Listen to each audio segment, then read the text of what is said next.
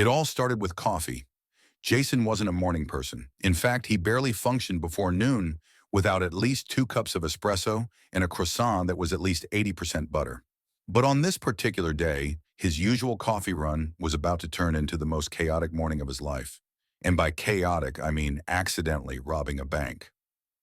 The setup. Jason strolled into his favorite cafe, already scrolling through his phone, half awake. As he stepped inside, he vaguely noticed a bunch of people in ski masks running out of the bank next door. Weird, but he was too caffeine-deprived to care. He walked up to the counter, barely registering the barista's nervous stare. "Hey, can I get a—" Before he could finish his order, something heavy was suddenly thrown into his arms. He looked down. It was a bag full of money. Jason blinked. The entire cafe went silent. The barista took a slow step back. A guy in the corner was filming. Behind him, sirens were blaring. Jason turned around just in time to see 5 police cars screeching to a stop. Officers jumped out, guns drawn, screaming at him to drop the bag. The confusion. Now let's get something straight. Jason was not a criminal. He couldn't even jaywalk without feeling guilty. But here he was, standing in a cafe, holding what looked like $1 million in cash with cops pointing weapons at him. His brain? Completely blank. "Sir," one of the officers barked, "put the bag down."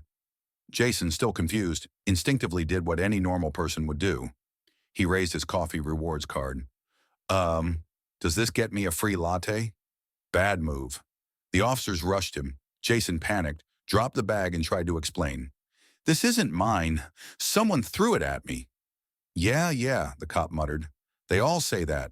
"No, really, I just came for a cappuccino." Then, boom! A loud explosion from outside. The real bank robbers, realizing Jason was taking the fall, blew up their getaway car and ran. The officers, distracted by the chaos, left Jason alone for just a second.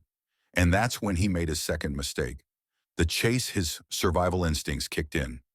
Jason bolted, not towards safety, not towards the police station to clear his name. He ran with the money.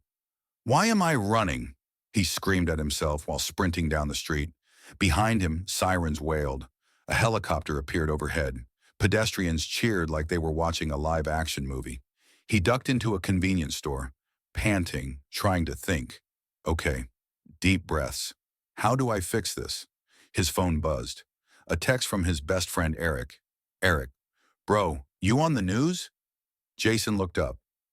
Oh, right.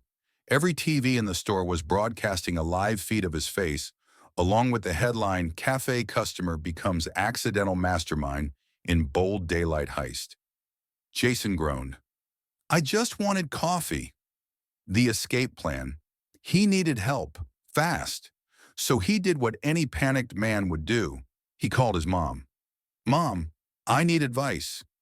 "Sweetie, did you finally ask out that girl you like?" "No, I think I accidentally robbed a bank." Silence. Then, "Jason, what did I tell you about getting involved with criminals?" "Mom, it's not what it looks like." That's exactly what guilty people say. At that moment, the store doors burst open. Cops, everywhere.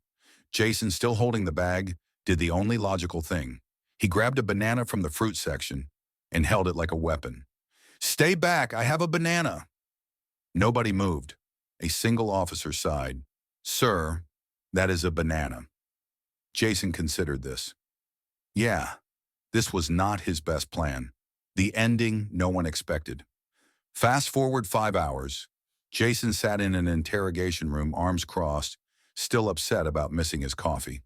Across from him, a detective flipped through security footage. "So let me get this straight," the detective said. "You were just trying to get coffee?" "Yes." "And some random guy threw a bag of stolen cash at you?" "Yes." "And instead of dropping it and calmly explaining, you ran?" Jason hesitated. "Yes." The detective rubbed his temples. Outside, another officer walked in. Sir?" The real robbers just got caught. Turns out they left their IDs in the getaway car. The detective looked at Jason, then at the banana on the table, then back at Jason. "So," Jason said, "am I free to go?" A long pause, then the detective shrugged. Yeah, but don't ever run from the cops again. Jason sighed in relief. Cool, cool, cool. So, can I get my coffee now? The detective groaned. Jason never got his coffee. The aftermath. Jason went home, immediately FaceTimed Eric and screamed, I was almost a felon because of a Lottie. Eric laughed for 10 minutes straight. His mom still tells the story at Thanksgiving.